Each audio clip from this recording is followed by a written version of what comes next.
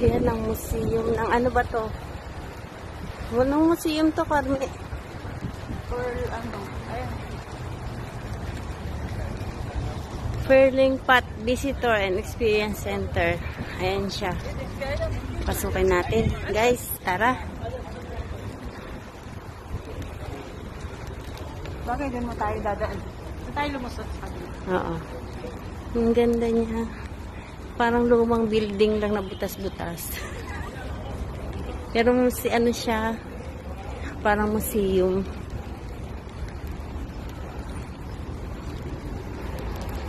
Diba?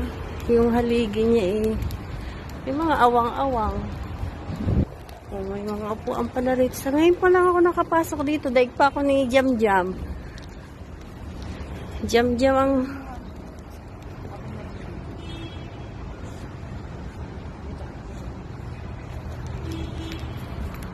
Ayan o, tingnan niyo yung museum. Ang ganda ng pagkakaano ng upuan. Bilog-bilog. Bilog-bilog. Oh, diba? Unique. Unique siya, tingnan mo. Butas-butas lang siya na ano. Dahil nakabisita ni Jamila nun eh. Oo. Ayun loob, meron yan sa loob. Meron, yung parang mga picture, mga ano. Pasok tayo muna bago natin ilabas ulit. Hindi, sarado na yata yun. Hindi bukas eh, oh.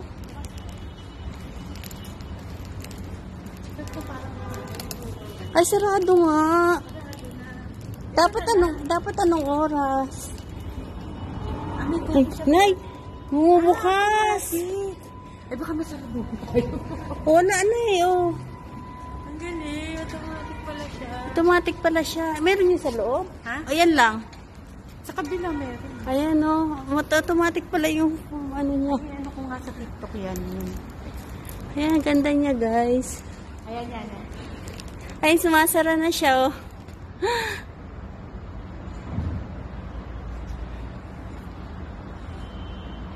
Automatic pala siya pag na, ano. Tingnan guys, oh, diba, lumang.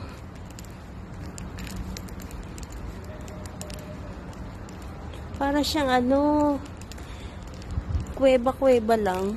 Diba, parang, diba, ano. Ang ganda niya. Dito yan sa Muharraq, guys. Baka may leon dito. Yan siya, oh, diba? Baka may leon daw eh. Pero ang ganda niya, para siyang pinagtaguan ng lumang panahon. Tingnan natin ang ganda. Ayan, oh. Lumang-luma siya.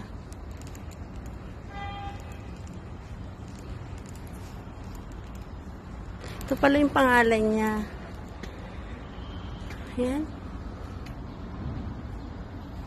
Ayan yung nakasulat dyan.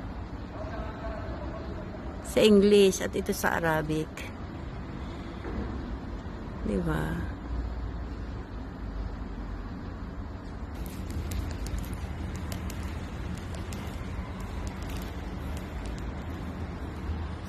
May history pala siya. Parang dyan yung malapit.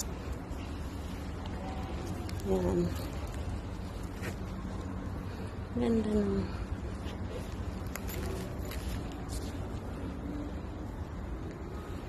Historical ano to building. Kaya siguro kahit ganito na, hindi nila inaano, no? Binigiba. Historical building siya. Ito pa. Ano kaya nakalagay dito? Ayan ulit. The second extension naman to. Ayan siya.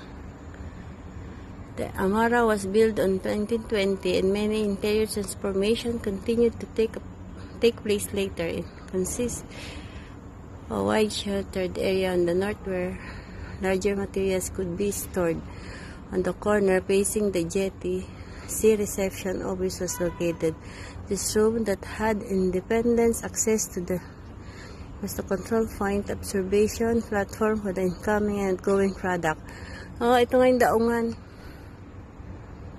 Daungan siya na ito yung Arabic na sulat.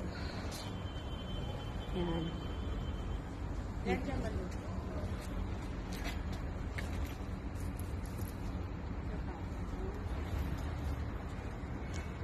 Hindi yung picture mo ba? Ang ganda. Yan. Ano yun? Doon din siguro, magnetic din. Baka bumubukas din yun. Ayan siya talaga. Ang kit-kit niya. Grabe. Parang tinaguan ng hapon.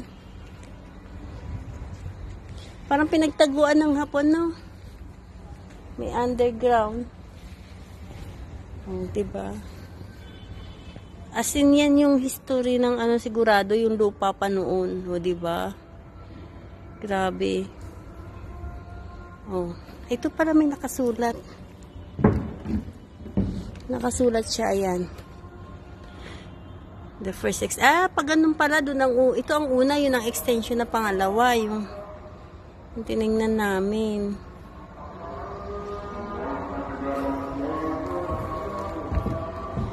Ayan, nag-may dasal na.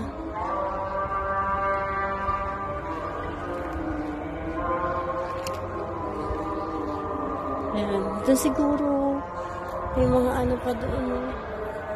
Hindi na kami makakapasok doon. Ito pa, oh. May mga extension na nakalagay.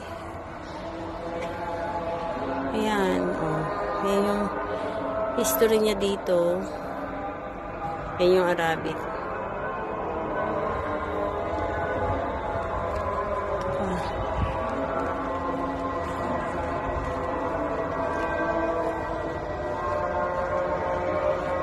Marvest.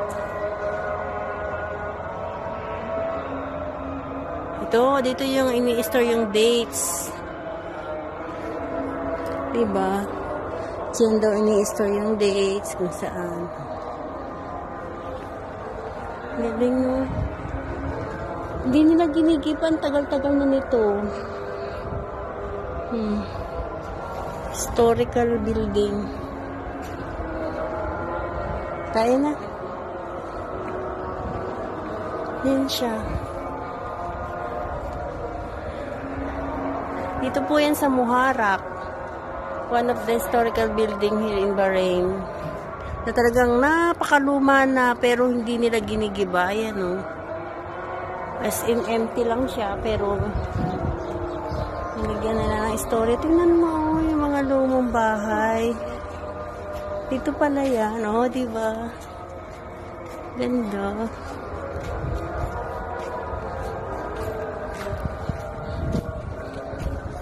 Diyan yung bahay niyo dati, diba? Hanggang pa ba yun? Ayun, ang galing, oh.